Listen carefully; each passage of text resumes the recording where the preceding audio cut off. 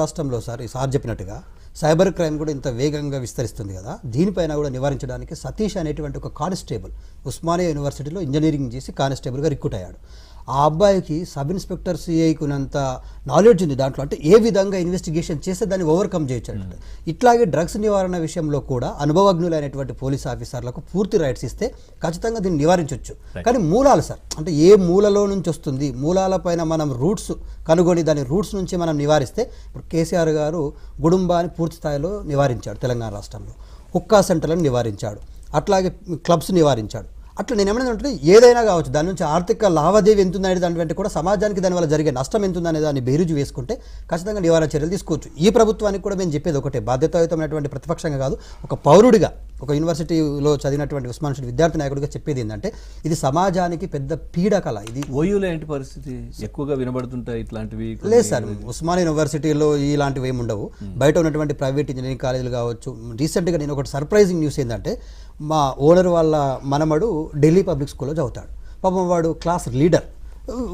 వాష్రూమ్కి వెళ్ళి వస్తుంటే వానికంటే సీనియర్ అయినటువంటి అబ్బాయి ఒకడు ఉక్కకు సంబంధించిన లాంటిది ఒకటి, సిగరెట్ లాంటిది ఒకటి, మనం ఎలక్ట్రానిక్ వచ్చింది కదా, అది తీసుకుంటూ ఉంటే వాడిని ఐడెంటిఫై చేసి, ఏంటి నువ్వు ఇట్లా చేస్తున్నావు అని చెప్పేసి కంప్లైంట్ ఇస్తే, వాడిని మెడబట్టుకొని పిసికే ప్రయత్నం చేసి కొట్టే ప్రయత్నం చేస్తే, వాడు మళ్ళీ తల్లిదండ్రులకు చెప్పుకొని ప్రిన్సిపాల్కి చెప్పుకొని స్కూల్ మొత్తాన్ని మాట్లాడితే, అంటే ఈ స్కూలు ఆ స్కూల్ అని కాదు సార్, చాలా పెద్ద పెద్ద స్కూళ్ళల్లో కూడా ఇదొక రోజు నిత్యచర్యలాగా జరుగుతూ ఉంది. కాబట్టి నేననేది ఏంటంటే, స్కూలు యజమాన్యాలు బాధ్యత వహించాలి, టీచర్స్ పేరెంట్స్ కూడా దీనికి సహకరించాలి. ముఖ్యంగా పేరెంట్స్ ప్రతిరోజు పిల్లలు ఏం చేస్తున్నారు, స్కూల్కి వచ్చిన తర్వాత వాని అలవాట్లేదు, ఎవరిని కలుస్తూ ఉన్నాడు, ఎవరితో సన్నిహితంగా ఉంటున్నాడు, వాడేమైనా డ్రగ్స్కి హ్యాబిచువేట్ అవుతా ఉన్నాడా, లేకపోతే ఇంకేదైనా స్మోకింగ్కి హ్యాబిచువేట్ అవుతా ఉన్నాడా, ఇలాంటి పైన ఖచ్చితంగా నిఘా పెట్టాలి. తల్లిదండ్రుల బాధ్యత కేవలం ఫీజులు కట్టి స్కూల్లోకి పంపించడమే కాదు, ప్రతిరోజు వచ్చిన తర్వాత వాళ్ళతో కొంత టైం స్పెండ్ చేయాలి. వాని అలవాట్లు మారుతున్నాయా, వాడి వ్యవహార శైలి మారుతుందా, వాడు మన ఫ్రెండ్స్ ఎవరు, వాడు ఎవరిని కలుస్తూ ఉన్నాడు, ఏ టైంలో ఇంటికి వస్తూ ఉన్నాడు, ఇలాంటివన్నిటిపైన మీద ఒక ఫైనల్ కంక్లూజన్ సార్. అదే లాస్ట్ మేము చెప్పేది ఏంటంటే, మేము రేవంత్ రెడ్డి గారికి వ్యతిరేకంగా మాట్లాడాలని కాదు, ఇక్కడ ఉన్నటువంటి బాధ్యత ఒక్క రేవంత్ రెడ్డిదే కాదు, ఇంతకుముందు చెప్పినట్టుగా వలి సాబ్ చెప్పినట్టుగా, సంధ్య గారు చెప్పినట్టుగా, ఇది మన అందరి బాధ్యత. కానీ ఇందులో గత ప్రభుత్వం చిత్తశుద్ధితో కొన్ని చేసింది. ఇక్కడ మనం మాట్లాడుకోవాల్సిన విషయం ఏంటంటే, మేము మా కళ్ళ ముందర మా సక్సెస్ రేట్ని కానీ, మేము నివారించిన చర్యలు కానీ పెట్టాము.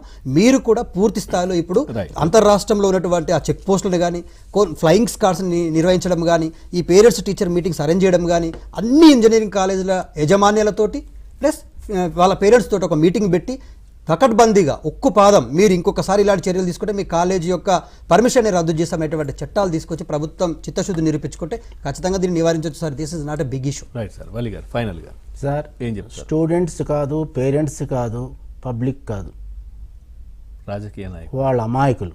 రాజకీయ నాయకులు